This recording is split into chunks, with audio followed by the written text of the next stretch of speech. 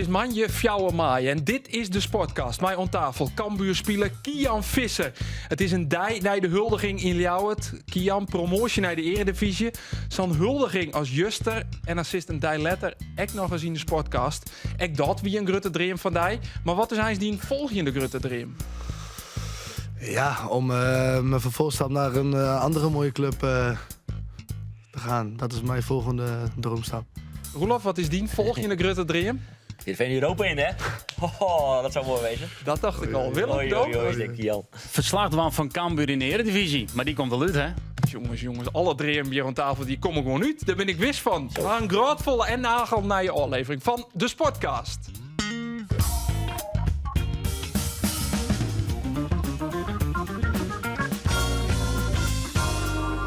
Maar nog 2 wedstrijden te gaan in Sportclub Heerenveen. Al wist van deelname aan de play-offs om Europees voetbal. Na een 2-0 overwinning op FC Volendam.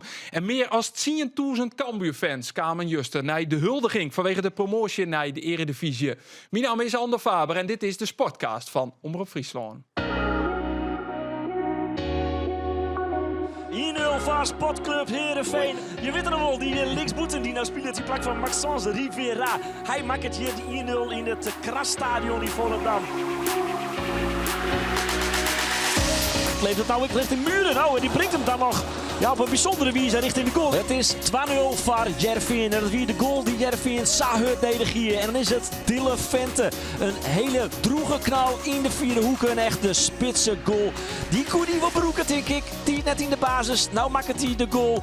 Jawel, dat is het eindsignaal. En zo weten we dat Heerenveen het plaatst voor de play-offs voor Europees voetbal. Na 22 speelronden is dat een heel fraai resultaat voor de ploeg van Robin Veldman. En aan tafel Willem Vermeldvoort, Roelof de Vries. En hij zit terecht. Cambuurspeler Kian Visser. Welkom. En laat ik voor de dadelijks maar mij door in hoes vallen. Kian, ik maak je me zwagen. Zo. Wat dan? Nou, die stem. Want daar had juist de 3 uur lang on het jong west. Daar had die stem goed smat. Alleen nog net bij thema Hunning.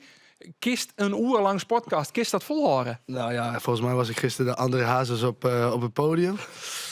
En Maar- in de bus. En in de bus. En in de bus. Ik zie die megafoon al in de bus bij die kamer. En toen dacht ik al een Ja, Sportcast. klopt. Ik denk, dat gaan we. Maar eerst werd die megafoon naar mij gebracht. Nou ja, prima. Nou, dan staan we op het podium en wat ook nog een microfoon van. Ja, doe jij maar lekker even de sfeer en wat dan ook. En ja, en dan nu een uurtje podcast, ja. Dat ken er wel bij. Ja, kan er wel bij. Ja, want de heeft die microfoon juist er net uit handen, Joen, hè? Nee, volgens mij had ik die 3 uur lang in de handen, klopt. Ja. Wat was het favoriete momentje? Of het favoriete lied? Ja, favoriete moment is wel dat... gewoon dat aftellen, zeg maar, dat we achter het podium staan. Oh ja. En dan het aftellen en dat al die 10.000, 15.000 man daar ja, op je staan te wachten al de hele middag in de regen. Ja, dat is toch wel een kippenvel momentje. Ja. Is dat. Ik ken het er vanzelfs wie het weidig hoe hebben we het, want het is een drokke uitsturing. We hadden huldiging natuurlijk van Cambuur. Heerenveen dat een plaats voor de play-offs om Europees voetbal. Ja. Het ereboagerskip van Henk de Jong hebben we natuurlijk ook. We hebben hoe praten en nog volle meer. Maar Kian wist het als verste jogger. Het is eerst die het vaar. Stellingen. Stellingen. De stellingen, ja. Maar wat is Hoe het is nou? het? Ja, je moest even... Je bent zenuwachtig, hè? Nee, ik ja, heb ik zie niet- de nee. spanning, jongen. Nee, Ja. Ja, daar had juist van 15.000 man stond. Ja, dan dat is komt dit wel peanuts natuurlijk. De stellingen inderdaad. Beginnen met Willem. Dat Henk de Jong uitroepen is daar ereboager van Ljouwert. Dat is logisch. Statistisch gewoon net. Dus ik denk, nee. Nee. Nee. Roelof, Robin Veldman had gelijk. De prestaties van Heerenveen verzin je meer wat Ja, Jerry. ik zie er wel ook om. Ja. Ja? Ja. Toelicht, hè? Gewoon ja. Kian, zet de primeur of oortelklok maar vast on. Want ik maak je dus uitsturing meer naar je club bekend. Zo. nieuwe club wil ik niet zeggen. Nee. Nee. Nee. Ah, nou, Nee, is dan, het is nog geen... Nee. Het is nog niet... Geen fortuin hier maar wanneer. Het is hierheen, maar goed, de kist er op voor hem komen. De kist dat nog goed, Ik maatje. veel worden er ergens een door Ja. in bestiert inderdaad. Ja, Het is er wel, Kijk, ik heb nog geen contract getekend, dus ik kan niet zeggen wat mijn nieuwe club is. Maar er spelen wel een aantal dingen. Spelen wel een aantal. Die nog niet Daar vertellen. komen we op waarom. Willem, Kian maakt een prachtig doelpuntje Willem II. Maar 1 goal in de KKD dit seizoen. Lid wel zien dat hij te kwad komt voor dit niveau. ik denk dat er oprecht iets te minder kans kregen had. Dus voor de KKD-niveau? Ja. Nee, KKD-niveau kennen we wel aan. Ja. Dus nee, hij komt net te kwad voor dit niveau. Nee, voor dit niveau net. Klopt, mooi. Kian, de dij van Juster met de busrit en de huldiging bij de Ordehouw is de mooiste dij van Milibben. Nee. Nee. Nee. Oef. Nou, jongens. Nee. En dan eindigen we met Roelof. Robin Veldman had gelijk. En dus vind ik dat we nou beginnen met de Jereveen. Ja, natuurlijk, sowieso. Ja, dat doen we dus net, want we beginnen over de huldiging. Zo. Dan laat ik Wat gek wat Kian, er bist er al een beetje bekend van Juster? Ja, ik lag gisteravond om 7 uur lag ik al plat op de bank. Mijn vrouwtje heeft mij gelukkig veilig thuisgebracht. Maar na 7 uur dacht ik van, ik kan niet meer. Dus we gaan naar huis. Hast al het restaurant nog hellen? Je bent bij de selectie, maar alle meewerkers van de club familie ben je in de binnenstad naar een restaurant gegaan. Daar bist nog wel west? Ja, daar zijn we nog wel geweest. Ik heb geprobeerd nog wat te eten, maar dat lukte niet. Maar volgens mij ben ik een half uurtje geweest en toen dacht ik van, het is mooi geweest. Maar wacht even, het eten lukte niet. Nee, jongen, ik was... Je is zo laveloos. Ja, ik was een beetje te ver. Denk ik. Ja, ik kon niet meer eten. Ik zei, ik wil naar huis. Lekker in mijn bedje in en 7 uur sliep ik. En ik werd vanochtend om 11 uur werd ik wakker. Zo, had je het wel even nodig. Maar dan heeft ook niet een roezek wel uitslip dus. Dus de kater is geen sprake van. Nee, ik heb nu geen kaart. Ik ben nu hartstikke fris voor het uurtje praten, ja. Ja, gelukkig maar. Hoe hast de hele dij van Just, hoe hast het helemaal beleefd? Ja, geweldig. Echt wel een droom die uitkomt. En vooral als jongen uit de stad. Natuurlijk altijd supporter geweest van Cambuur. Altijd seizoenskaart gehad. En dat je dan nu dit jaar dan zo mag presteren qua team. En mag promoveren naar de Eredivisie, ja. Kan niet anders durven dromen. En hoe is dat om dat te hebben? Want het is inderdaad, het is jarenlang die droom. Dan bent een jongen van de club. Dan ga je naar Harkema. Dan krijg je op een gegeven moment een... Ja, dat zit wat in een profcircuit, maar dan valt dan oud. En dan komt ze bij Harkema uit. Dan scoort er 40 in het seizoen. Komt de club van iedereen en toch weer om Cambuur. En dan uiteindelijk is het dan eindelijk, was als liedjonkje altijd van dreend hast, daar op die bus. En dan is just om die heen en dan is just riegend dik met meisken, vuurwerk uitsteken. Ja, wat gaat er dan niet om? Ja, het is echt niet te beschrijven. Eerst begin je al met de bus. Vanaf het Cambuurstadion begin je al te rijden. En er staan al 100 man staan je op te wachten bij het Cambuurstadion. En dan ga je door heel de stad heen. Zo zegt dat de Ruud, de Sjogge de Beeld. Ja, het is niet normaal, ja. Al die mensen. Die bus die rem ik wel wat hut trouwens, want dan moet je altijd even opletten wat er gebeurt. Zo nou en dan remt die bus in één keer uit het neet, een neetrem. En let vooral even op Jart van der Zanden, hier voor in beeld, maar reden hier. Zo. Ja, Ja, Jart gaat naar de groen. Blessurebehandeling bij Jart, dat moesten we hebben. Moesten de fysio bij komen. Maar de chauffeur had ook De baartjes chauffeur die ging de hele tijd. En Ja. weer nog een beetje een aflevering, want hij hem dat überhaupt wel mooi kregen. Want wie een beetje, het leek een aflevering van het Sinterklaasjournaal. Want ik mocht dus ik mooi op die bus. Ja. En in één keer is die bus heel lang stil. ja. En toen dacht in één keer iedereen, wat wordt dit lang? En die kloft de meestenkamer eromheen. En het worden maar. Op een gegeven moment Henk de Jong als een soort van Sinterklaas naar voren dan aan de buschauffeur. Wat is er aan? Ja, geen idee. Hij won het echt mee verder. Maar uiteindelijk, wonder boven wonder, riet de bus alweer terug. Dus ik voelde me heel even in Sinterklaasje. Nou, maar hij hem dat mooi kregen? Ja, wij dachten ook, waar stonden we ook alweer? Achterin. Ja, maar waar stonden we stil? Ja, die rotonde. Oh ja, klopt. Ja. En op een gegeven moment Het station in de buurt. zeiden we tegen die mensen van, ja, jullie moeten duwen, want die bus is stuk. Want die bus die ging niet meer vooruit. Ik weet niet wat het was, maar ik weet niet of hij stuk was of wat dan ook. Maar we kregen het wel mee achterin, ja. Wat vierde dan? Wat vierde er bij die bus dan? Ja, ik had letterlijk niet meer achterom geweest. Maar hij houdt er even mee op. Dus we hadden er even stilstaan. En misschien nog wel belangrijker, hoe is het met Jort van der Zanden? Mist hij de seizoen? Staat hij in de Eredivisie misschien wel tot de val? Ja, je Just? weet het maar nooit. Dan is het declareren bij de buschauffeur, denk ik. Maar die neet stappen van hem. Ja, maar daar heb ik geen Nee, neiging dat voor. voel al je mooi. Kom. Voor mij. Wat wie nou het mooiste moment voor die, Kian, Juster? Ja, toch wel op het podium. Dat explode, dat noemen, dat je hem naar voren Ja, komt. toch wel echt het podium. Dat er gewoon 10.000 man gewoon je staat op te wachten en mee te kunnen vieren dat we naar de Eredivisie gaan. Nou, dat is toch wel het mooiste moment van gisteren. Ja, we zijn krijgt al. Wie is toch wel een beetje de gangmakker. Daar hier is de microfoon. Elke speler kreeg een introductie. Daar hier stond dan weer een veske bij. Wie wil vaak trouwens hetzelfde melodietje, voel me op. Ja, Welke? Maar Hebben we daar beelden van? we hebben in ieder geval beelden onder oren van de introductie van Dijsels. En daar keer we even naar Begon als proefspeler, verdiende contract en maakte zijn droom waar door met een onhalve noot te scoren. Als echte Leeuwarder heeft hij deze promotie voor hem extra betekenis. Laat je horen, Kian Visser! Kian Visser! Kian Visser!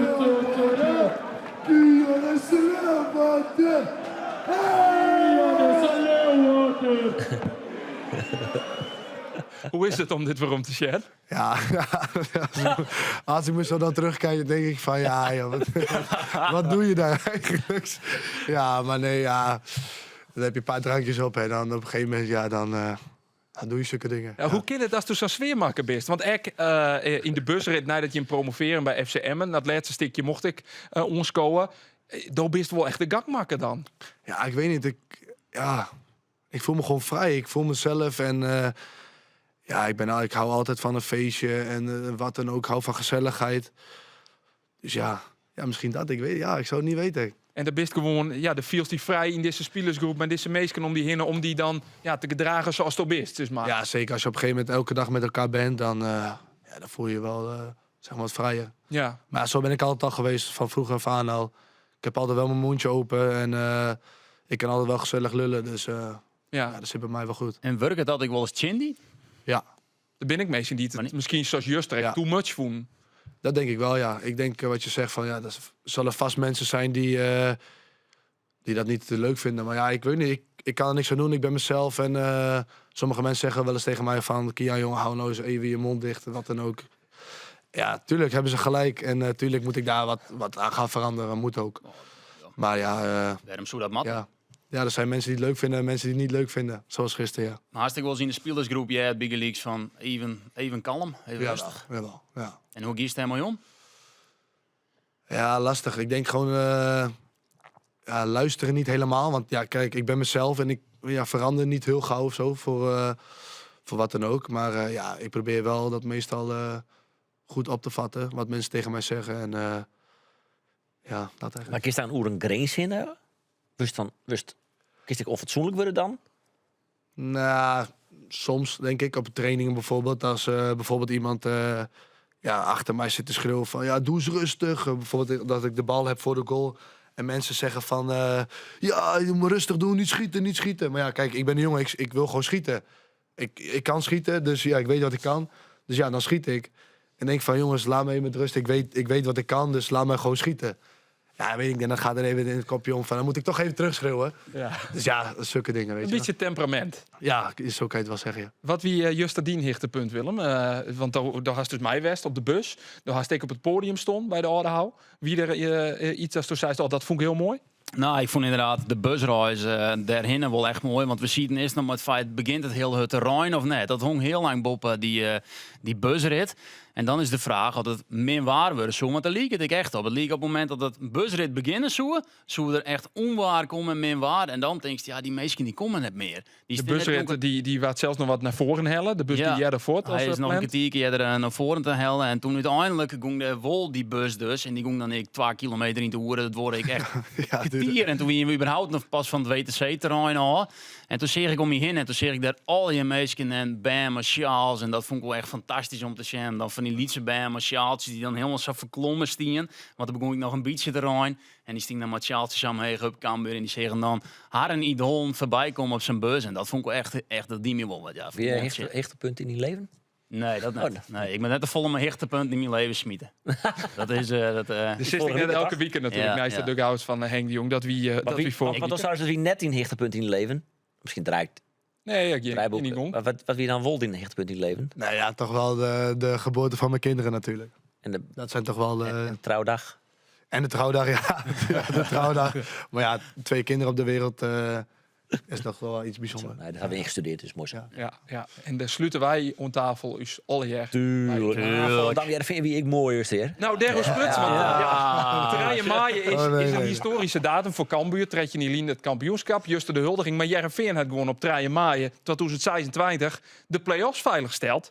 Ja. Toch die overwinning dus in Volendam. Wij sjoggen er natuurlijk net van op dat Heerenveen dat helle had. Maar toch is het wel bijzonder, Roelof. Nee. Nee, net bijzonder? Nee. Waar woest het daar? Het is, ik bedoel, wij het hele jaar hebben wij al dwanden, warm je wij al op van Heerenveen, Europees voetbal, daar had het al een aantal keer vaker op. Misschien een beetje opportunistisch. Een beetje. Maar niet helemaal. In die zin sjoggen we er net van op dat ze die play-offs hellen hadden. Nee, in die zin net. Het zit natuurlijk als kof gewoon te komen. Vooral het tweede seizoen zelf te presteren ze gewoon goed. Het is goed voetbal, het is degelijk. Ze verliezen haast net. En als ze verliezen, dan willen ze net vastspelen. Maar als je dan zet misschien. Dus het is... het is ook wel eens lekker dat je als Heerenveen-verslagjouwer naar een wedstrijd gaat gaan. Uit. En dat je denkt, nou, dus Lucas, ik wil even naar de streep. En dat wie nou eigenlijk, ik weet het gevaltje van Volendam. Want ze spelen net echt geweldig. Het wie wel wat slordig. Eerste helft ziet hem wel echt een hele mooie omval. Ja, we speelden ik net min. Dus het wie gewoon goed. Maar ja, zolang je die 2-0 net scoorde, dat bleu maar hing. Ja, toen kon ze natuurlijk heel opportunistisch spelen. Robin Muren erbij in. De duels op het middenveld wat meer winnen. Dan kregen ze wat meer kansen. Toen hier die in ik wel even vallen in. Maar goed, uiteindelijk heb ik nog echt een moment in de wedstrijd zitten dat ik denk, nou redden ze het net. En dan is het gewoon best wel knap dat ze 2 wedstrijden van het einde de play-offs al veiliggesteld hebben. Want dat is in principe net zo heel vaak gebeurd. Dat ze dat 12 ronde van het einde al veiligsteld hebben. En dus is dat wel bijzonder. Ja, precies. In die zin wel. Ik ga wat... En dus verdient het Heerenveen er meer waardering voor. Het mij best wat meer bejocht te worden. Robin Veldman zit hier aan tafel. Ja. Ja, maar wie wil grappig misschien vreed bij het pasmoment van de wedstrijd. Nou zit je er maar, in dit geval 2 journalisten eigenlijk, van de kant en ik. En toen kwam in het neer, kwam Robin Veldman bij het feit dat hij wel vindt dat ze wat onderbelicht worden. En nou hier ik net het idee dat het per se richting de regionale media wie, maar wat meer in algemene zin. Wat meer ik de landelijk. Ik kreeg wel het idee dat het. Ik weet net of ik dat nou verkeerd zie, maar dat het wel een beetje besprutsen is intern. Van misschien maar we dat maar eens een keer onjan. Hij joeg bijvoorbeeld om dat Telstar een soort omdenken krijgt. En dat in vergelijking met Heerenveen dat misschien wel wat te volle is. Want hij zei, ja, zij spelen voor de degradatie. Wij spelen hier op dit site op het Zanderplak. Wil ze een 12e budget van de Nederlandse Eredivisie hebben. Ik weet net of dat echt helemaal klopt, die 12e trouwens. Maar het zal net heel volle heger wezen. Dus in die zin snap ik wil een beetje die redenatie van, nou, het is gewoon wel goed. En het is best wel knap wat Heerenveen op dit start levert. Aan de andere kant, dat zag ik in het interview ook een beetje Calimero gedrag. Een beetje, kom op. Lid een oor, maar van die zeggen, dat mij jezelf eigenlijk net zeggen, dat vind ik wel, maar hoeft voor mij niet zo. Maar goed, ik snap het ik wel enigszins. Ja. Nou, en daarom litten wij natuurlijk Joert geen gelegenheid onbenut om het te sissen. En Heerenveen vooral wel die. Super knap. En ja, dat is voor die. Ik zat denk ik, Kian Doop, is ik onder de indruk van Heerenveen, of net? Nou, moet ik heel eerlijk zijn? Ja. Ik kijk niet naar DKV. DKV, dus zij is geen Heerenveen. Nee. Dat krijgt toch net... Nee. Dus ik ken daar om een hele analyse van. Maar een hele analyse gewoon hoe die gedrag en dat voor volwassenen worden, maar zoals waren. In problemen en zelfkritisch. Ik heb nooit echt een wedstrijd van Heerenveen gekeken. Nee, je bent ook echt een kammerman. Dat mag ook allemaal. Maar zit dan gewoon, dan zit de wedstrijden dus niet meer. Van? Nou, van Heerenveen. Dat is maar Zak Kambuurman best als de wedstrijden van Heerenveen heb met Sjors. Dus toen zijn hier niet omriet als hij eigenlijk stelde maar naar Zwolle. Die is er dan wel bij het Abelenstadion daar? Vroeger wel. Toen moest ik naar de camping in Wolven gaan. Daar reed je dan langs het Heerenveenstadion. Ik zei, mama, zijn we al bij het DKV-stadion? Zei ik dan tegen moeder. Zei ja, dus dan doe ik even de handen voor de ogen. Zijn we er al langs? Mama zei ja, en dan keek ik weer en dan was er geen Heerenveen-stadion te bekennen. Dus Maar dat was vroeger, maar je zegt nu wel 2 keer Heerenveen, dus dat krijg je wel uit. Vroeger was ik zo, maar nu... Ik ben nu voetballer toch, dus ja. Ja. Stel nou, ze bel je die. Ze worden in de spits, ha. Daar ga ik geen antwoord op geven. De spits van nou bij Heerenveen, die juiste Dylan Vente, toch best wel verrassend, Roelof. Ja, wie enigszins verrassend. Wat het verbaast me in die zin ik net helemaal, omdat Lasse Noordas het laatste 2 wedstrijden wel wat minder wie, vooral als je naar zet. En iets minder van het bal vasthouden is. En dat is Vente meer. En Vente is ook meer een spits die wat beter druk zetten kan. En dat is in Volendam wel belangrijk. Dus in die zin, wat was besprutst van de vorige ik mijn NOS-collega's is dan eventjes van, nou, wat is zo als de opstelling wordt. Nou, ik denk wel, Luca Ooyen op plak van Rivera, wat zoek ik nog, Meerveld, Brouwers op het middenveld. En ik sluit ik net dat die spits daar ik nog een verhoring in kan. Nou ja, zit ik nou mijn eigen gelijk te halen, ja. Maar dus dat verbaast me net. Ja, en dan levert hij nog. Dan maakt het uiteindelijk de bevrijdende 2-0. Wie er echt sprake van verromming, opluchting bij hem? Ja en nee. Zo, hij had natuurlijk een beetje een lastige periode. Gewoon in die zin dat hij blesseerd trekken, zijn basispak weer trekken. En toen kwam nog de passportgate, waardoor hij net even het 2 wedstrijden in Holland net spelen mocht. Maar ik vond zijn reactie eerlijk zijn. Ik wil heel erg mooi naar de wedstrijd. Ja, dat is wel een lekker gevoel. Wat je zegt, het is natuurlijk niet een al te makkelijke periode geweest. Maar ik vind ook... niet overdrijven. Nee, precies. Het is inherent aan voetbal. En natuurlijk, de blessure kwam niet op het lekkere momentje. Dan krijg je die paspoortgate. Het was wel allemaal op een gegeven moment op en op. Maar uiteindelijk moeten we ook niet zielig gaan doen. Gewoon knokken. En dan moet je er gewoon staan wanneer je er moet staan. En ik ben blij dat ik vandaag een doelpuntje heb mee kunnen pikken. 2-0 en 3 puntjes. Ja, zit op zo'n doelpunten. Dat hier misschien Heerenveen van tevoren wel wat meer van verwachten, toch? Ja, maar ik ben nu in Holle 28 wedstrijden, waarvan ik denk wel 8 invalbeurten of zoiets. Dus ja, wat zeg jij als spits? Ja, ik heb hem meegemaakt, dus ik kan niet heel mee praten. Is dat wel weer een heel verstandig antwoord. Ja. Keurig. Ja. Nee, ja, natuurlijk hier vinden we meer op hopen. Maar ja, hij valt me ik wel een beetje aan. Maar hij zit net slecht, min. Ja, het zit een beetje tussenin. En ik dacht maar Lasse Noeras, misschien is dat nou wel dun naar je spits. Maar ja, die had ik weer even een mindere fase. Het zit wat in de kroon. En het is wel lekker dat Heerenveen aan 2 spitsen heeft die alle 2 op niveau hebben. Kijk, een beetje orenstijl, een beetje maar variëren. Ja, ze zijn echt complementair aan elkaar. Ja, ze hebben alle 2 wel een beetje orenrol in die zin. Dus dat is wel lekker, ja. En had ik daar nog vrije waar spelen tussen Eindje en NAC Breda in de spits? Oh, ik neig nou wel naar Vente. Omdat het werd zo'n uitwedstrijd is in een degradatiestrijd. Min of meer nog. Het is een beetje uitskekelen.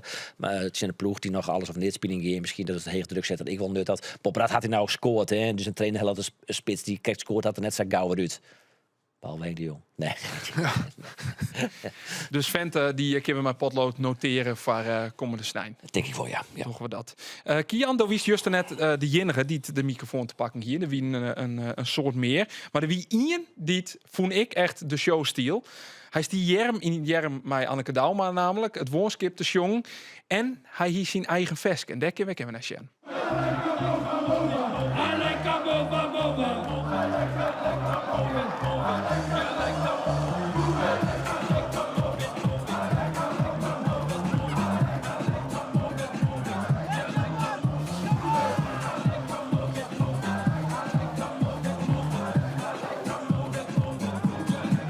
I like a woofa woofa. I like a woofa woofa. I like a woofa woofa.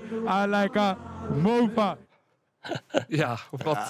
Mooi mansje. Echt een hele gouden man. Echt. Ja. Ja. Hoe belangrijk had hij van je best dit seizoen? Ja, heel belangrijk. Niet per se op het veld ook, maar ook binnen het veld, buiten het veld. Ja, echt beide. Het is echt een geweldig speler. Ja, en ik een hele leuke, vlotte jongen als dit is just. En hij blum maar geen juster. En de DJ die dat heel toek, want die staat er, dat noemen we in. En daar stier hij weer. Ja, Jamal is ook, is net, is ook een gangmaker. Maar dat is wel belangrijk buiten het veld. Wat docht hij dan bijvoorbeeld? Wat zei hij? Chindai of... Ja, bijvoorbeeld bij meetingen gewoon dingen zeggen. Bijvoorbeeld als ik ergens mee zat, bijvoorbeeld, ik zeg maar wat. Dan kom je naar me toe en die zegt dan van, ja, doe dit even, doe dat, doe even rustig. En ja, hij is gewoon met iedereen bezig. Het is gewoon eigenlijk, net als Mark, is gewoon ook een aanvoerder buiten het veld. Denk dat hij het niveau van de Eredivisie onkin? Ja, zeker. Ik denk dat hij dit seizoen denk ik ondergewaardeerd is. Ik denk dat het echt een goede speler voor ons is geweest dit seizoen. En ik denk dat hij dat in de Eredivisie ook zeker laat zien, ja. Ja, misschien juist wel, want hij had ook wel eens onjoen. Ik ben een speler die het misschien soms wat nonchalant wordt, wat laks. Dat hij dan wat te volle risico neemt, balverlies leidt. In de Eredivisie wordt hij natuurlijk uitdagen op een hoger niveau. Dat hij misschien echt 90 minuten die scherpte had. En dat hij misschien dan nog beter gedijt op dat niveau. Ja, maar ik denk dat je moet ook wel een beetje lef hebben, denk ik, in je voetbal. Ik denk dat Jamal bijvoorbeeld... ik kan nog wel een assist herinneren op jong Ajax thuis, was dat volgens mij. Die geeft dan een bal met rechts op Bram Maasman. Ja, daar zit gewoon lef in. Daar zit gewoon, ja, ik doe het gewoon. En er komt een assist uit en een belangrijke goal. Dus ja, ik vind dat een speler wel een beetje lef mag hebben, ja. Ja. En dat het een keer fout kan gaan, dan gaat het een keer fout. Ja, echt belangrijk dus voor de groep. Want Van Diemers is de vraag dat hij bleef. Dan had je Jort van der Zanden nog. Ek als routinier. Maar verder binnen het natuurlijk best wel jonge spelers die bleven. Ja, klopt. Ik denk Nicky ook nog. Nicky is onze tweede aanvoerder natuurlijk. Die is ook... Nicky Soeren. Ja. Of Sauren, zoals de... Ja, ik zeg altijd Soeren. Just zei. Ja. De speaker bij Volendam had het over Brent Klaverboer. Ja. Nee, maar ik denk, we hebben een hele jonge groep. En ik denk dat de oudere jongens wel goed waren dit seizoen voor onze jonge ploegje. Ja. Er wie nog een moment, Juster. Want Willem Henk de Jong die was toch de burgemeester. Sibrand Buma beneemt ter ere burger van Ljouwert. Daar had onderzoek die in, hè, hoe bijzonder dat is. Daar hebben we de correct door jet. Want ik wie dus wel benijd, ja. Maar zullen we er eerst even naar zien? Zeker. Die zit je ook, soort van. Ik ga namens de gemeenteraad van Leeuwarden en ik denk namens alle mensen hier jou iets aanbieden. Een eer die bijna niemand krijgt. Henk de Jong wordt ereburger van Leeuwarden. Ja, dat is net normaal. Dat had ik nou de eerste tijd van Honenberg. Dan ben ik gewoon als jongen uit Drachten dat ereburger van Ljouwert worden. Ik denk dat ik altijd mijn best dien aan van Ljouwert en nog steeds. Dus ik ben er echt heel trots op, heel trots.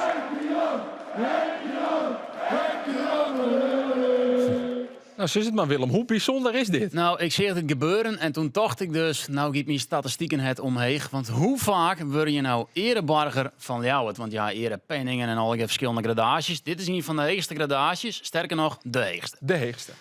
Het is zo dat in de hele geschiedenis van Ljouwert maar 4 mensen dit kregen na. Waaronder dus nou Henk de Jong, dus de winnen nog maar 4. En Henk de Jong is de eerste net-politicus die dit krijgt. Want je hebt Johannes Brandsma, burgemeester vanzelfs. Gijs Terlouw had hem gekregen, burgemeester. niet. Vert Kronen, die ken je al gewoon natuurlijk. Ja. Die had hem gekregen. En toen dacht ik dus, nou, zeg maar, hoe bijzonder is dat? En toen krijgt dus Henk de Jong nou ik in. En dan zit Henk de Jong tussen een listje met Johannes Brandsma, Gijs Terlouw, Ten Hoeve. En hij went het net in Ljouwert. Nee, want hij went het in Drachten. En hij is ereburger van Ljouwert. En het is dus, nou, burgemeesters wen je al in Ljouwert. Er is nog een rietslid West, Hendrik Ten Hoeve, die had het ik gekregen. Had ik een grote State van Change in Ljouwert zelf. Dus hij is de eerste net-Ljouwerter die deze prijs krijgt. En dan volgens mij bij de stellingen is het dus logisch dat hij die krijgt. Nee, dit is helemaal niet logisch, want dit gebeurt vrijwel nooit. En dat vind ik dus, want ik ging hier een steen in de 4 smieten, weet niet het mooi met eens is. Maar daar hou je hem van, dat vind ik mooi. Maar ik had dit juist al een paar keer zijn en hartstikke niet wie het mooi met is. Ik vraag me jou, waarom burgemeester Buma dat op dit moment uitrekken moet? Oh ja, dit is wel het moment, toch? De gemeente organiseert een huldiging van Cambuur. De gemeente... Maar dan is ik zien wat er gebeurt. En ik praat net goed wat hier gebeurd is. Laat ik dat even vooropstellen. Van bier bedoel. Maar voor ons die een groep mensen die het op zijn zes zijn net eens binnen met Buma. Fanatieke fans. Fanatieke fans. En nogmaals, ik praat dat net goed, want dat was schandalig. Ik vind net gewoon een bierenborgmast. Maar wist waar de onvrede zit van de Cambuur-fans naar Buma? Nou, omdat Buma ooit een keer zijn, dan moet er geen uitsupporters meer naar het Cambuurstadion daar. Dat had ooit een keer weer een incidenten en toen bij Buma de dusdanig kleer maar dat die zijn hier, dan wilde geen uitsupporters meer. In het oude stadion. In het oude stadion. Nou, dat rekent de hele kern. Maar dan staan zij dus alle jaar vooraan. Nou, wat je direct vindt, dat ze er... Oké. En dan gooien ze dus alle jaar maar bier op Buma. Daar staat Henk de Jong heel knullig bij. Want die probeert dat dan wat te sussen op die manier. En die doet dan van de hand even kalm. En dan denk ik, waarom is dit nou het moment om het uit te delen? Ja, tuurlijk, het is de huldiging. Het is Henk de Jong op een groot podium. Oké, prima. Maar je weet net hoe bijzonder het is. Want het is oprecht dus... Want ik had later nooit gezegd. Ik wist het er op podium ik net. Het is oprecht heel bijzonder en uniek dat dit gebeurt in die hele geschiedenis van Ljouwert. Dat krijgt Henk de Jong zelf net iets mooi. Vervolgens wordt er al je biersmieten op Buma. PR-technisch voor Buma. Ik net heel erg leuk. Buma stiet er ik een beetje knullig. Want ik zie dus jonken hem op het moment dat hij het podium oproepen waard. Zie ik jonken hem. Ja, en die stiet al te shen. Die denkt, ja, ik krijg hier haast een lading bier om je heen. Dat ken haast net hoor. Sterker nog, hij zoer aan die kant van de Cambuur-fans, de fanatieke fans, zoer hij het podium op. En de supporterscoördinator van Cambuur, die had hem met een heel soort moeite naar die orenkant kregen. Omdat daar het familievak wie en daar de biertjes minder goed omkwamen. Maar de kist ik zeggen. De rest van het plein, ik had erop letten, namelijk reageerde normaal. Zou je reageren maar uit de meerderheid. Veruit de meerderheid. Maak je nou zoiets net dwan, omdat een Lietse groep zoals Safa dus werd versteurd voor de grote meerderheid? Maar je sure wat er nou gebeurt met die Lietse groep. Wat is dan op een moment? Stel, ik hier wutvieder van de gemeente Ljouwert, of degene die het regelt, ik weet het net. Maar ik hier misschien dacht van, let ik nou eens even Henk de Jong, zijn vrouw, zijn bijen alle jaar uitnodigen op het kantoor en we doen een receptie of iets en we nodigen Louter Krant en Omroep Friesland uit. Die moeten erbij wijzen, want het is PR, dat is natuurlijk goed. Die maakt net zitten, want het moet een verrassing waarom is dat dan mooier dan nou met 10.000 man op het podium? Omdat juist dat nou een Lietse groep dat verstiert en dat mij alle keer. Maar je daar dan Tajan? Nou, dat is dus inderdaad de vraag. En je altijd zegt, ja, je maakt nooit een Lietse groep Tajan, maar je zegt nou ik wat er gebeurt. Het is hetzelfde met uitvaak. Buma die dat wil, die wil wel Tajan onder het feit dat er een Lietse groep is die zich misdraagt. Dus het zagerijn van Cambuur Sport strap ik eerlijk zijn wel richting Buma. Wat kansloos is dat ze daar maar bierst in de spieten. Dat snap ik dan net. Maar ik snap het zagerijn richting Buma, snap ik eerlijk zijn we wel. Want ja, het is gewoon collectief straf. En Teringhekel aan. Ja. Maar hij dit mooi kreeg in een podium. Ja, dat lijkt mij wel. Ja, ik stond natuurlijk met die microfoon en ik probeerde ook die jongens... Daarvoor probeerde ik een beetje stil te houden natuurlijk. Omdat zoiets gebeurt nooit wat onze trainer natuurlijk heeft gekregen. En dan wordt er met bier gesmeten. En ik probeerde ze wel een beetje te sussen, maar dat hielp niet echt. Nee. Wat voor groepje is dat eigenlijk dan? Ben je dat hele jonge jongens? Of is dat... Ja, er zit van alles bij. Zit van alles bij, dat is echt Vond ik wel volle jeugd, ja? Dat heb ik heel iets meer. Ik zie ook bij Cambuur Vitesse natuurlijk. Ik in dat Vitesse vaak. Bij PEC Zwolle zeg ik het, bij Heerenveen zie ik het saai jong. Ik ben die ouders dan, ik van die lui, man. Ongelooflijk. Ik bedoel, ik ken dat als Heitemem het handje en de fakkel in de hand en Esting in. Dat snap ik wel. Maar kom op, voet die been op, man. Kijk, het is meer het probleem van de ouders dan van de jeugd. Zo. Goed, Dovies dus het hier net matten. Roelof die zet het mat kennen. Ja, je moet daar nooit aan toegeven. Nee. Hier Visto, mat kennen toch bij een huldiging. Ja, weet je, dat misschien een fluitconcert, maar dan op een gegeven moment bier richting de 2 personen gooien, ja. Lastig. Ja, dat mij net en dat mat je dan alleen maar keuren. Zo, statement Kian. Lastig. Ja, ik denk ook want de trainer die stond er ook bij. Stel je voor, je gooit even een biertje op. Die jongens verpesten het ook voor Henk een beetje. Hè? Want het neemt natuurlijk iets van charme van het moment af. Omdat hij meer bezig is met het bier tegenhouden. Dat is wel jammer. Dat wie trouwens wel... Ik vind het wel echt super mooi dat hij die erepenning krijgt. Dat is toch te gek. Zeker. Ja, de die hem ik wat, want hij oprecht erin niet. Nee, ja, die hem oprecht echt ik wat. Maar dat, Maar ja, het is ook heel bijzonder, was het ook echt skets. Dus dat is ik zo. En ik vond het wel heel mooi om te zien dat hij op een aantal keren even bewust naar achter stapte, Henk, om even in zijn eertje, even Oesjen, om hem heen. En dan eerst inderdaad die wetterige eegjes, waarvan hij later zei, ja, maar dat is ik leeft die het. Maar ja, de zerst, hoe bot het een dier? Hast u Henk vaak seizoen als juste? Ja. Ja, hij is wel vaker emotioneel. Weet je, het is prima, ook mooi juist. Kijk, hij stopt natuurlijk als hoofdtrainer.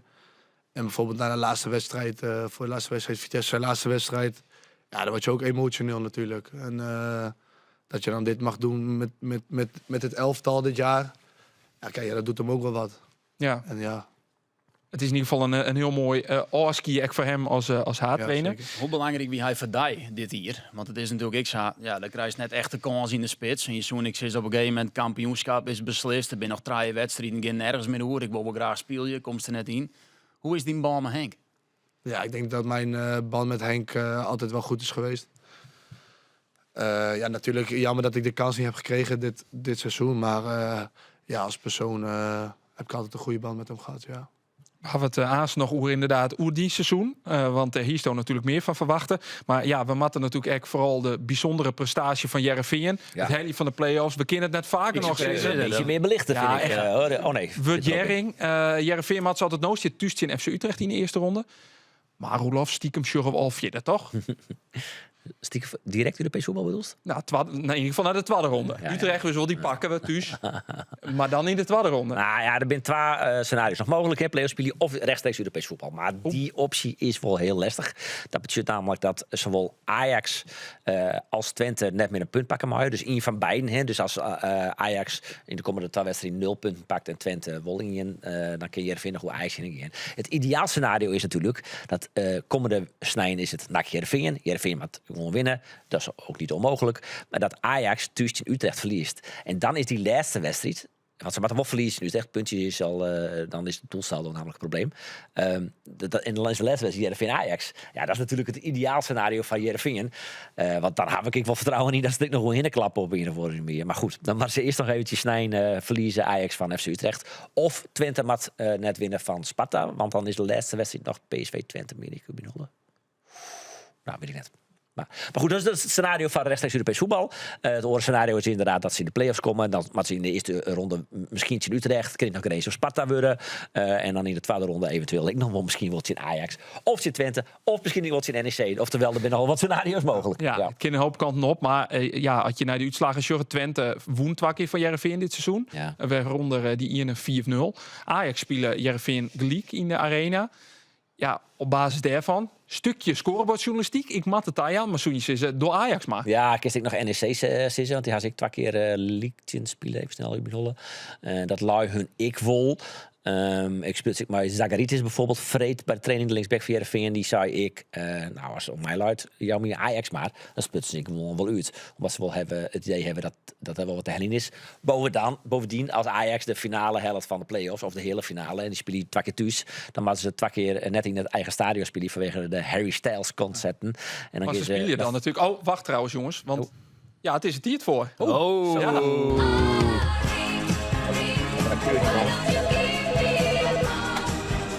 Omroep Friesland. Waar heb ik aan de telefoon? Ja, nou ja, de rubriek natuurlijk. Waar heb ik aan de telefoon? De mystery guest. Jim had geen idee waar het is. Ik ga het regelen. Ik stel de vragen net. Jim doet het wol. Het binnen ja en nee vragen. En natuurlijk is de eerste vraag van Kian. Bent u een voetballer? Oh, verfrissend. Roelof. Heeft u gewerkt met Kian Visser? Oeh. Nee? Het loopt misschien onder vervormen, maar bent u een vrouw? Een man gewerkt met Kian Visser. En geen voetballer. En je voetballen, ja. Gewerkt op voetbalvlak? Mag ik een gok dan? Als je denkt dat het wist. De voorzitter van Harkemasse Boys? Denk je dat het Sippe Heringa? Fout. Nee. Ik zit wel in de goede hoek, laat ik het zelf Is zeggen. dit Marcel Post?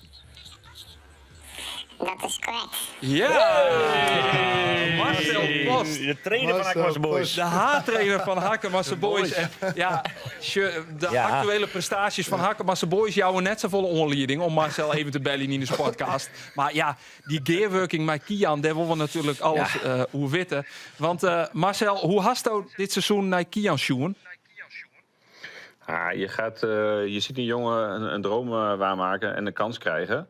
En dan start hij in de eerste 5 wedstrijden met lange invalbeurten. En dan denk je, dat gaat lekker, dat gaat goed.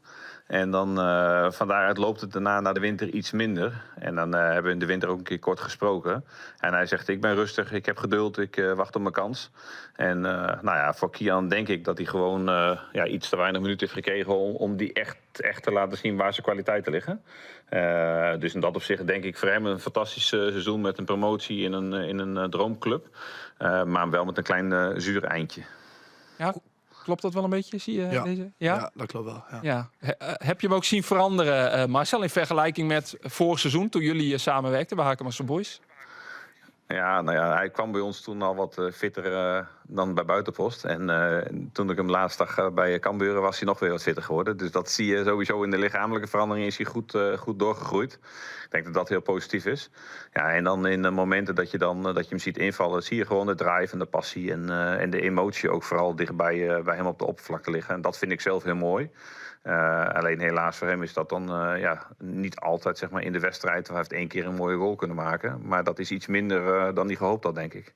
Marcel, bij jou scoorde hij bijna 40 doelpunten in 1 seizoen bij Harkemasse Boys. Dan gaat hij naar Cambuur en dan komt het er niet uit. Had je dat verwacht of had je gedacht, dit wordt hem? Ik dacht, dit kan hem wel worden. Laat ik het even in het midden. Ik denk dat Kian daar hebben we het wel eens over gehad. Hij is heel op een goede manier egoïstisch in de 16 na de goal. En dat hij in het samenspel met zijn omgeving, dat hij daar nog wel wat last zou kunnen krijgen in het BVO-gedeelte. En een stukje fitheid natuurlijk, daar moet je natuurlijk doorgroeien. Maar als je hem wat langer laat staan, dan is hij eigenlijk wel garant voor een bal binnen de palen. En bij hem is het 9 van de 10 keer binnen de palen is ook gewoon een doelpunt. En ik denk dat is hem niet gegund. En dat is wel jammer. Dus dan hoop je ook voor Kian zelf, omdat hij er echt wel echt een droom was om daar dan bij die club te gaan slagen. Ja, dan gun je hem dat eigenlijk alle kanten op. En dat is vooral jammer. Maar wat je dan ziet, hoe die bedrijvig die is. En we hebben het 1 keer over gehad dat hij op een gegeven moment mee verdedigde tot helemaal aan de eigen 16. En dan denk ik, dat is fantastisch dat je hard werkt voor de ploeg. Maar ik denk in dat opzicht dat je dan, als hij iets egoïstischer was voor zichzelf. En dan ook had zoiets van, die 10 achter mij, die moeten dat oplossen. Cambuur is goed genoeg, we staan hoog in de competitie. Laat mij iets meer voorin hangen en die goals kunnen maken. Ja, en ik denk dat een deel van de energie die hij in de ploeg gooide als hij inviel, dat het dan ten koste ging van zijn scherpte voor de goal. Ja, hey, Marcel, hier volgt een lullige vraag. Vorig seizoen waren jullie natuurlijk, draaiden jullie bovenin mee met Kian Visser. Ja. Nu draaien jullie in de middenmoot. Is Kian het verschil tussen bovenin meedraaien of een roemloos seizoen draaien? Nou, ik denk, het verschil is een belangrijke reden. Kian die maakt gewoon heel veel doelpunten. En dat geeft ons heel vaak een 1-0 voorsprong. Waardoor je meer ruimtes krijgt. En de competitie bij ons zit zo nauw in kwaliteit bij elkaar. Dat het lastig is. Maar ik denk dat we naast Kian nog 5 spelers kwijtgeraakt zijn op een goed en gelijkwaardig niveau. Ja, en dat hebben we gewoon te weinig kunnen opvangen in de breedte. En dan sta je waar je staat. En op zich voor Harkema is het niet per se een slecht seizoen geweest. Dat voelt wel zo, zeker omdat je vorig jaar echt alle records brak. Nee, maar ik denk dat het gemis van een keeper die punten pakt en een spits die scoort, dat hebben we wel gehad dit jaar. Maar 1 + 1 is 2. Ja, want Marcel, Het contract van Kian is niet verlengd. Grijp je kans, Marcel. Ja. Kian die zoekt nog een club voor volgend seizoen. Kian moet naar... Kian. Nee, ik heb met Kian erover gesproken. En de wens is gewoon nog profvoetballer blijven. Maar ja, wat ik nogmaals wel wil zeggen van... ga niet te snel voor een tweede divisie ploeg verhuizen of wat anders doen. Pak dan je maatschap op en kom lekker bij ons en word een icoon op de club. Want dan word je toch wel op je handen gedragen. En Kian, wat is daarop uw antwoord? Ja, natuurlijk wat hij zegt. Ik wil gewoon volle bak gaan voor profvoetbal. Of het nou binnen of buitenland is, maakt me niet zoveel uit. Maar ik heb natuurlijk dit jaartje mogen proeven van het profvoetbal. En ik wil gewoon, totdat ik zal wezen 38, 39 ben, wil ik toch wel het hoogst haalbare in de profcarrière. Maar dat moet je ook doen, daar hebben we het toen ook over gehad. Je moet ook voor die kans gaan en zolang het gezin daarachter staat, dan is het ook allemaal helemaal goed. Hè? Dan, als die je steunt, dan is dat het belangrijkste. En dan maakt het eigenlijk niet uit waar je terechtkomt. Maar dat is slecht nieuws voor jullie, Marcel. Ja, dat is ook zo. Maar we wisten ook wel de wens van Kian. Alleen ik zeg ook altijd, je hebt met 1 trainer nooit ruzie gehad. En dat was ik. Dus je weet, je weet wat je aan me hebt. Nooit ruzie gehad? Nee, met Kian niet. Nee. Ja. En dat is dus bijzonder, want daar heeft volgens mij meerdere trainers wel... Ja, nee, maar wat we begonnen aan tafel van dat ik mijn mondje soms wel eens open heb. Ja. Maar wat trainer het ook zegt van... ik bedoel het ook allemaal niet heel slecht of zo allemaal. Ik probeer ook gewoon sommige mensen te helpen. En deze trainer die begreep mij wel.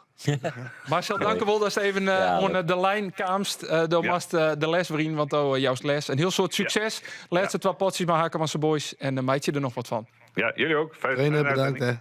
Dankjewel. Hij moet ook nog eens een keer een stap omheen, denk ik. Ja, het is echt een geweldige trainer om mee te werken. Ja, dat lijkt wel. Ja, Jerk altijd van die jongens. Waarom? Ja, ik weet niet. Hij is gewoon zo lekker cool. Hij blijft gewoon lekker rustig. Hij praat met de jongens individueel. Ja, ik weet niet, hij doet alles wel. Het is gewoon echt een hele rustige, chille trainer om te hebben. Ja. Maar Kian, do mixt dus op het profvoetbal. Dus hij dus kijkt, er ben wel wat peteren. Wat kist is er? Ja,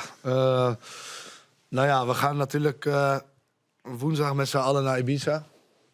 Met de voetbalteam. Speelt Secunda Division, de Ibiza? Nee. Maar we gaan tot 10 mei.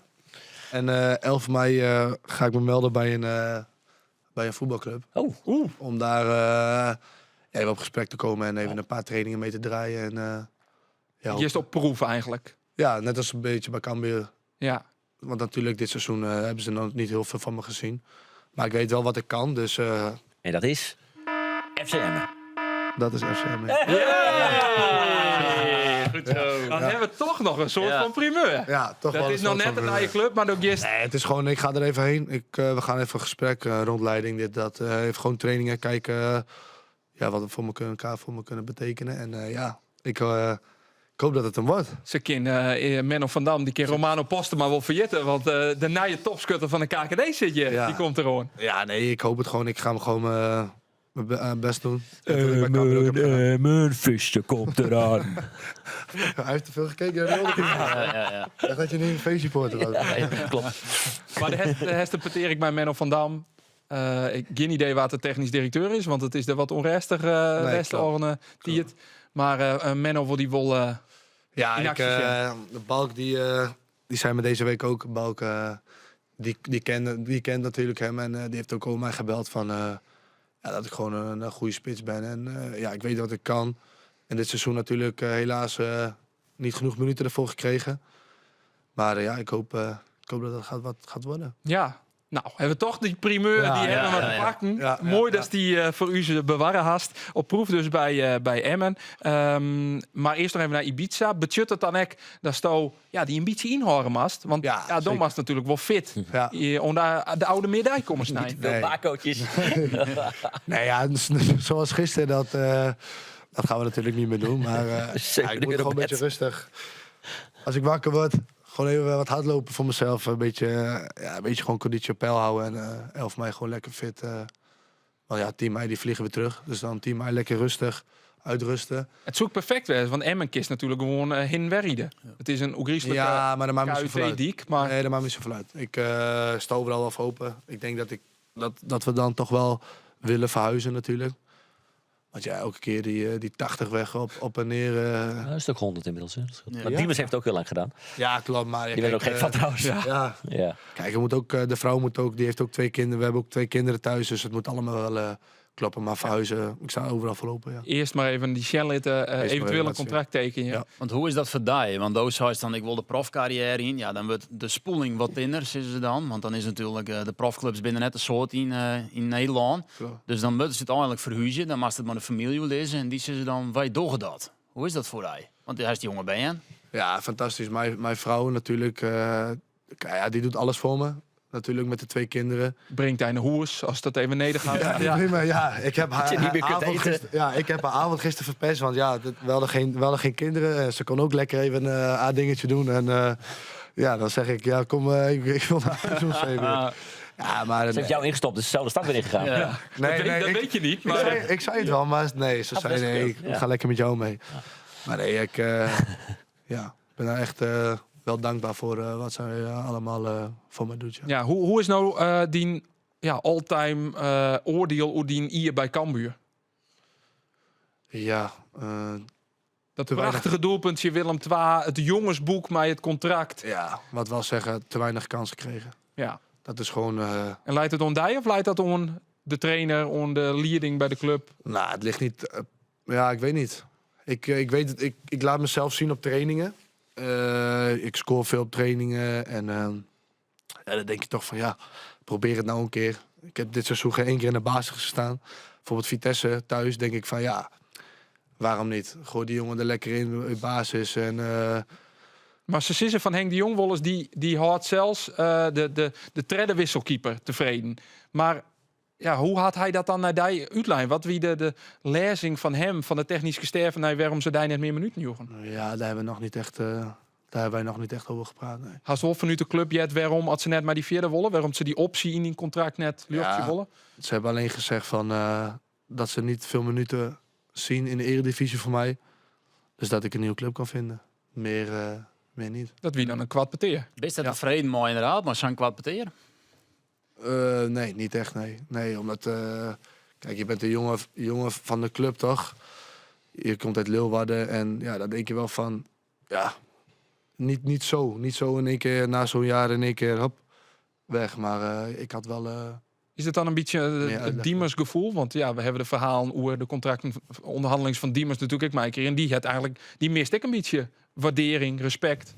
Ja, het is waardering hoeft niet per se. Kijk, ik heb dit seizoen niet heel veel gepresteerd, dus waardering, wil ik niet zeggen. Maar ik had gewoon een mannelijke gesprek. Gewoon van, wij vinden jou niet goed genoeg voor de eredivisie. Kijk, dat had ik veel mannelijker gevonden, toch? Dat waardeer ik, maar dat zitten ze nou eigenlijk wel, maar krijgt wat oors. Maar... Ja, als je nu tegen mij zegt van, we zien niet veel minuten in de eredivisie en... ik denk dat het gesprek misschien 1,5 minuut heeft geduurd en... Maar stel dan een keer vragen? Dat komt met altijd van 2 kanten komen. Ik weet niet. Dat wie maar Lars van Boy neem ik gewoon. Ja, klopt. Maar ik denk, ik kom niet verder met vragen, denk ik. Ik kan mezelf niet weer een contract laten tekenen om al die vragen te stellen aan hem. Dus ik denk... Nee, maar wel van die zelf, van je eigen evaluatie van... Lars of Henk de Jong, waar zit ik nog in te kwad? Of maar ik met de druk zetten? Of inhoudelijke? Nee, heb ik niet echt... Ik dacht meteen, toen ik dat hoorde, dacht ik meteen van... maar emotie is het even. Ja, emotie. En, nooit echt over na. En wie het voor jou een donderslag bij helder hemel? Of zie je het wel omkomen van dit is het leer? Ja, gelukkig zag ik het wel aankomen natuurlijk. Omdat je natuurlijk 1 goal hebt gemaakt dit seizoen. En dan denk je van naar de Eredivisie gaan, heeft dat veel zin. Gelukkig dacht ik in mijn achterhoofd van, ze gaan toch niet verlengen. Dus dat hield het wat tegen. Als ik nou in één keer dacht van, ik ga wel verlengen. En ze zeggen in één keer van, we gaan je niet verlengen. Ja, dan is het toch wel, dan breekt het wel door je heen. Maar nu, ik zag het wel aankomen. Is het net, is het net handiger om die echte Ljouwerter jongens, zoals Dij, maar ook Tony Jonker, maar Mark Diemers, om in ieder geval, bij de groep te houden. Ook om die binding bij de supporters te behouden. Ja, denk ik wel. Want nou, in principe gaan je hem alle 3 voort, zoals het nou zit. Nou ja, belangrijk is natuurlijk dat ze kunnen voetballen. Tuurlijk. Ja, nou ja. Maar het is ook handig dat je een verlengstuk haalt naar de achterman, denk ik. Ja, niet dat ze niet kunnen voetballen. Maar niet kunnen voetballen, dan zit je net bij Cambuur. Dus die jongens die kennen natuurlijk. Maar dat Lars Lamboy, maar natuurlijk wel de afweging maatje van ik maak via maar een nice selectie. En als ik van die 3 Cambuur jongens of Ljouwerter jongens 3 naar Goerkenhof van de Eredivisie, dan is het leuk dat het een Ljouwerter jongen erbij die heeft. Maar ze moeten wel voetballen kennen. Ja. Dus is ik net dat Kian dat voetballen kennen natuurlijk. Nee, maar ik weet wat je zegt. Ja. Maar hoe Mark Spitsen, hast je het idee dat Mark Diemers beloofd? Ja, ik durf het niet te zeggen. Nee, moeilijk, hè? Hij zei juster bij de afsluiting tot volgend seizoen. Daar hebben we Peteren West. Tot volgend seizoen. Ja, dat zei hij. Toen wist hij waarschijnlijk al weer om een uitblikje. Maar hij sluit al. Hij zei tot volgend seizoen. Toen stiet zijn vriendin al op het sideline. Ziet er wat je nog uit de omgaan. Ja. Nee, daar hebben Peteren West tussen Lamboy en Mark. En daar is voor de rest nog net een heel soort uitkwam. Maar ik ga maar Lamboy bellen. Want het is de tijd van transfergeruchten van zelfs waar komen er waar geen voet. Even kwaad Willem, want we zitten onder de tijd. Oké, nou Lamboy zei het. Er komt en alle graag nog een peteer. Dus dat is Mooi Diemers. Dus dat is wel de insteek dat goed gaat. En teasertje. Klein transfer-teasertje. Cambuur had oprechte interesse in Nicolas Verkooyen. Dat is een Belg, een jochetje van Jong PSV. Een middenvelder. En die heeft een contract rond het einde van juni. Maar, zo het Lamboy, die is voor een heel soort teams gewillig. Dus ik denk dat die uiteindelijk ik net komen kennen. Ik weet nog uit die wedstrijd die het Cambuur in Eindhoven spelen dat het een hele goede box-to-box middenveld weer. Hij bleur maar geen. Ja. Ik vind dat echt een van de beste middenvelders van de KKD. Ja. Zo, wat dat betreft wel een knappe prestatie wezen at Cambuur hem binnen te helien. Het giet kijkt over respect, het giet over waardering. Nou, dan komen we natuurlijk uit bij Jervin. Want is er net vaaien op beneden, dat van mij. Maar dan had je wel een missie voornaam toen je hier zitten gongst. Ik wil niet in de gaten. Nee. Wie stel het Calimero-gedrag? Dat is eigenlijk. Ik vind het op zich wel mooi. Dat Veldman eens op de trom slaat en zei van, kijk ons eens even. Kian, wat vies je ervan? Even een mening over Heerenveen. Heb je echt vet veel zin in? Ik zul je redden, Kian. Want Heerenveen, play-offs komen erom. Dan hebben we toch een wekelijks veromkerend bulletin, het medisch bulletin. Hoe stiert het bij Rivera? Weet wel meer? Ja, hij had een scanhoorn en daar is in principe niks op te zien. Maar hij had nog wel een beetje les. Dan komt natuurlijk zijn massapostel volle sterker wordt. Dus las ik wel eens bij de spotskwallen. En dan doet hij een hamstring in. Dan mag hij hakken naar die billen te hellen. En dan, dit doet die pijn, hè. Nou, dat lukt hem wel, maar net helemaal. Dus daar in jouw wel dat hij nog wel wat les had. Maar ze hopen nog wel dat hij misschien nog een beetje in actie komen kan. Play-offs dan, denk ik, hè? Geen risico nemen in die laatste 2 potjes. Ik merk dat er tussen als ik met Maxence contact heb, dat hij iets positiever is dan als ik bij Robin de Roeha. Maar goed, dat is ook wel logisch natuurlijk. Dat spelen altijd wat jij er wil, sneller wil. Ja. Zagaritis ging naar de kant, juist? Ja, die speelt zich dat ik eventjes is trouwens interesse west van hem van Panathinaikos. Dat is wel een beetje zijn dreamclub. Had er vroeger ik van voetballen. Dus als hij deze simmer wegkomen en het bot is goed, dan doet hij net dat hij die stap maakt. En zag ik vol uitwijs zei dat hij wel wat lijst hier, maar net zo van slims. Oké, dan en van Overheems kost. Ja, van Overheems is natuurlijk Kostje naar Breda. Luc Brouwers, logische vervanger. Ja, dan zou Linde een beetje zakken. Ik zou eigenlijk net zo weten wat er nog achter zit. Wat ik nog. Want Hopland is geblesseerd. Of die wie blesseren? Ja, precies. Dus dat is in principe de verste stand-in. Die is zoals een aankogong. Vreed zei Veldman dat ze wel hopen dat hij in de rit van volgende week wel weer ondersteunt bij de training, maar dat het onzeker is. Dus als het Hopland net speelt, dan liekt het mij wel de logische oplossing, Brouwers. Nolan Koetens ben ik wel heel enthousiast over. Die keer op het 10 positie zou ik nog een optie wijs kennen. Maar goed, ik denk niet dat dat gebeurt. Nee, oké, helder. Dan hebben we natuurlijk nog weer de vragen van het publiek. Want ja, mensen weten, Kian Visser komt. Wij willen wat van Kian Witte. De eerste vraag die komt van Tabe. Wat speelt mee in Kians keuze voor zijn volgende stap? En hoe groot is de kans dat hij terug gaat naar Hakemasse Boys? Nou, die laatste, dat hebben we wel beantwoorden. Ja. Heel iets. Ja, Wat speelt mee in Kians keuze voor zijn volgende stap? Geld. Profvoetbal. Nee. Ja, gewoon profvoetbal, ja. Ja, dat is eigenlijk het belangrijkste. Ja, ik wil dat gewoon blijven doen. En dat is het enige, ja. Vraag van Björn. Heeft Kian geoefend voor de spiegel? En dan doelt dat denk ik op die optreden juist. Ja, ik heb mijn hele leven al geoefend, denk ik. Ja, dus die is volle voor de spiegel? Nee, eigenlijk nee. Ik ben niet, ik sta niet veel voor de spiegel, nee. Was die vroeger wel altijd op Emmy site mee te zingen en zo? Ja. Ja, wat dat op belangrijk wie er net een heel groot verschil met just. Nee, ik heb niet in de spiegel geoefend, nee. Nee, is die vraag ik beantwoorden. Ja, jongens, we zitten onder Tiert. We zitten al haast op de oren. Ja. Tiert vleend voorbij. Dat hè? ieder Ja, ik raap. net zeggen, ja. Ja, maar... Was dat juist een keer in je mist bij de huldiging? Ja. Gaan we dan Nou, wat ik nog wel vind ik echt mooi om te vermelden, wat Ian die de Wolf weer, wat ik mooi vond. Dat wie de wethouder, Hein de Haan, is natuurlijk ziek, onder behandeling, kanker. Het een zwansje wat slim ziek is, maar hij kon er toch in wezen met zijn dochters. Dus dat vond ik heel mooi om te zien. Ook omdat hij zelf een fanatiek Cambuur-fan is. En wie ik vrolijk. Want ik ga hem al sprutsen en dat vond ik die echt naar groot omstandigheden respect. goed Ja, bij dat hem. vind ik Dus echt geweldig. Dat wie Echt top. mooi. Ja, maar mooi. doelst denk Mooi ik op Nicolas Binder. Ja, dat wie de dat spits is die er net bij wie. En ik kreeg meerdere vragen daarover. Dus ik denk dat maar weer ik maar even nu de vraag te helpen. Hij ziet in de eerste week, hij had een blessurebehandeling. En hij verkeers revalideren boven een huldiging. Ken ik ook vrij hoe groot is het clubgevoel nog. En dus ken ik wel een beetje nagaan. Wat er denk ik deze simmer mooi Binder Barshil. En de club ziet dus ik nou een oplossing dat hij in alle gedachten voort gaan. Dus Lamboy vreeg hem en toen zei hij, nee, ik ben er net. Ik ben er net. Juist. Hey, We beginnen naar de Oertinkings, want Kian wist, dat is een vast onderdeel natuurlijk van de show. We beginnen met Willem. Willem, de busrit of op het podium bij de Ordehouder? Busrit, sowieso. Toch de busrit. Tuurlijk. Roelof. Ja. Ajax of toch Twente? Nee, Ajax. Ajax? Ja, laat maar komen. Kian, Twente is beter. Bisto in de toekomst. Profvoetballer of toch een gangmaker bij evenementen? Nee, profvoetbal. Toch profvoetballer? Ja? Ja, Dat is ik beter. We hopen dat Sto een contract verdienst bij Emmen. Ja. Menno van Dam, vriend van de show. Misschien kunnen we hem nog een beetje... Ja, straks even een appje Ja, we sturen. moeten hem wel even appen nou, hè. Maar even een goed woordje dan voor Kian. Ja, dat dan Rens hebben we- Bleker, ook Friese directeur, ik. Ja. Daar hebben we een goede reden om volgend seizoen naar de club te gaan. Maar de mooiste opkomsttune die er is. Rood, wit, rood, wit, rood, wit. Ja, ik heb me nog niet even... Oefenen, Ja, ik Kian. zou- Is Emmen. Ja. Misschien zorgen we daar waarom. We hopen het, Kian. Ik vooral even een genietje nog op Ibiza. Met de spelers en trainers van Cambuur. Pas een beetje op Henk de Jong. Want die gaat natuurlijk ook voor het eerst mij. goed. Takom Wieke, dan zitten hier twee hele goede vrienden. En dat is heel aardig. Want de ene speelt bij Sportclub Jereveen. En de oor speelt bij Cambuur. Maar waar dat binnen, dat vertellen we nog net. Want dat meidje we vreed bekend in de sportflits van Omroep Friesland. Ja, het is net te leeuwen. Wil je dat weten, dan moet je dus vreed die sportflits in de gaten horen. Dan kondig ik het gewoon in Nijsmakers. Ja, dan kon nog zo denk ik niet. Wat een programma is dat. Wat een programma is dat. We zeggen het dus Takom Wieke. Kian, bedankt voor die komst. En graag ont de volgende keer. Voor je dank voor het zien, voor het haakje. En ont Takom Wieke. Hoi.